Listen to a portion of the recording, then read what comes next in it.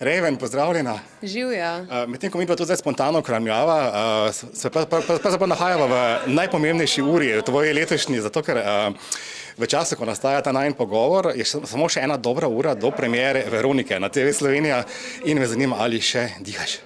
V bistvu zdaj, ko si mi to omenil, mi je začelo takole tukaj ne malo stiskati, ampak ne, ful se veselim v bistvu. Tako, ko mi čakam, da bo to olajšanje, ko gre pesem ven.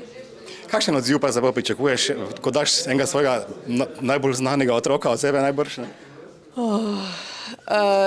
V bistvu pričakujem dober odziv, zato ker sem tudi jaz zelo, ne vem, no, zelo sem samozavestna v ta komad. Mislim, da je vrhunec vsega, kar sem do zdaj se uspela naučiti in da je v tem trenutku to največ, kar lahko pač dam publiki. Pričakovanja so nizko visoka, predvsem Slovencev, zaenkrat Slovencev. Mi smo si celo drznili napisati, da smo morda na pragu enega najbolj ikoničnih slovenskih evrovizijskih nastopov, zdaj pa me zanima, ali se motim. Joj, upam, da ne. Mislim, da če bi to sama zase rekla, pa res ne bi imela čisto nič več šans, tako da pač si želim jaz isto. Zgodba je zelo zanimiva. Izbrala si Veroniko, ki se opira na zgodbo Veronike Reseniške, ena čarovnica slovenska, tako rekoč. A slutim eno feministično komponento v ozadju? Ja, sigurno je. Sicer jaz Veronike niti ne vidim zares kot čarovnice, ampak vidim kot žensko, ki je pač se obtožila nečesa, kar sploh zares v bistvu nima nič veze z njo. Pa v bistvu mogoče tako za zanimivost, pesem se v bistvu začne z Veronikinim koncem. Če mal v mistiko še zavijem tako mal. Čuti mene plamene ali? Tudi, ja, tudi.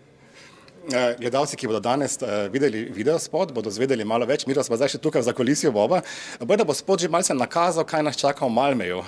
Ja.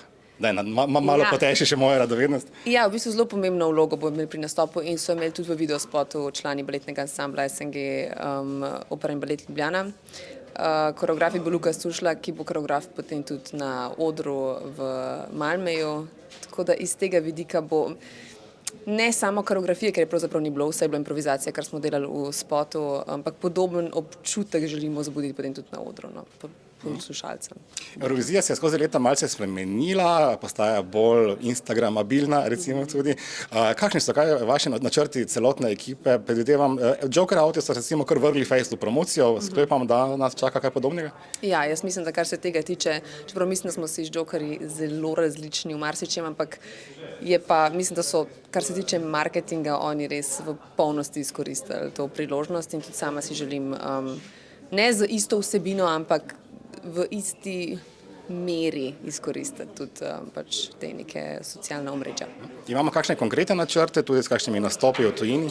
Ja, v bistvu zaenkrat mislim, da potrjenih nekih 4-5 mest držav, v katere bom šla tudi za pet Veroniko in pa mogoče še kakšno drugo svojo pesem, tako da sigurno si želim promovirati pač svojo glasbo, ne samo Veroniko, tudi zunaj v drugih evropskih državah. A si se kdaj tudi sama počutila kot ena taka čarovnica slovenske glasbene scene, malce nerazumljena? Ja, sigurno. Ja, mislim, se tudi v bistvu stavek v Veroniki noter je jaz sem, ti si Veronika. Sicer mogoče zelo na prvo žogo, ampak v bistvu pa ja, sigurno je del Veronike tudi v meni. Vem, da si bila že od nekdaj ljubiteljica Evrovizije v svojih otroških letih, kar je bil taka skupna zgodba vseh nas, ne? Ampak zdaj jo spoznavaš vedno bolj iz druge plati, iz druge strani. Me zanima, ali ta ljubezen zdaj raste ali se spreminja v eno malo paranojo? Ne, v bistvu raste. Ful zanimivo. Sam proces Eme je bil meni veliko bolj stresen iz tega vidika, kot pa zdaj Evrovizije. Nekaj zdi se mi, da zdaj sem tako pomirjena s tem, da vem, da imam neko tako zelo lepo priložnost, da bom lahko pokazala, da se ne rabim boriti za to, da zdaj jaz nekaj nekomu dokažem. Nimam več tega občutka. Tako da mislim, da se to tudi sliši v sami pesmi. Kako je pa kaj sama skladba nastajala? Zdaj mi smo jo dobili, da rečem, na pladnju, ne? Zelo malo vemo o njej. Ja, pesem je v bistvu nastala pri meni doma, v moji mali roza glasbeni sobici, malo na klavirju, malo na računalniku in potem sem jo nesla v London k svojemu producentu, ki je dodelal ta demo posnetek, potem pa še tukaj v Mariboru, kjer smo danes, moj producent Martin Bezjak to pesem dokončal oziroma svoj skupaj dokončala v studiu. Je pa to se skupaj trajalo 1,5 leta, milijon verzij je imela in milijon verzij teksta tudi. Evrovizija je zelo vizualna zadeva in seveda nas zanima, ali že obstaja outfit, že obstaja oprava za Malme? Outfit še ne obstaja, ampak imam pa vizijo, kaj si želim in vem tudi, da bo dizajner in to je Matic Veler, ki ga večino časa zdaj tudi nosim, tudi recimo danes. On se z laserji poigrava, Tako, mislim, da, ne? ja. Odlično. Nocoj bomo na Bobu leta govorili tudi o aplavzih, to še te čaka. Mi da smo zdaj že malo v preteklosti, boste to slišali že po Bobih. In zanima, komu pa ti v življenju najraje ploskaš?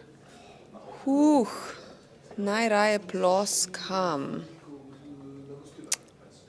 Jaz nasplošno zelo rada ploskam. Zelo rada ploskam ljudem, ki so mi blizu, sama sebi tudi konc koncev. Mislim, da moramo najprej sami sebi znati zaploskati, da zna. Kar je kar težko, ne? Ja, da lahko sploh zaploskamo iskreno nekomu drugemu. Tako da na začetku moraš samo sebi zaploskati. In ker je to večer enih modrih, globokih, odmevnih misli, a je kakšna, ki se tebe zelo drži, kakšna, ki te je zaznamovala, ki te vodi, tudi v teh zelo stresnih dneh? Ja, zdaj sem imela kar res par stresnih dni in taka neka prva misel, ki me pade na pamet je ne pričakuj od leva, da te ne bo pojedel, zato ker ti ne poješ njega. Dovolj. Reve, najlepša hvala. Hvala tebi. Zdaj pa, ker smo že malce v prihodnosti, a so ti všeč odzivi na Veroniko? Ja, zelo so mi všeč zaenkrat, pa upam, da mi bodo še naprej.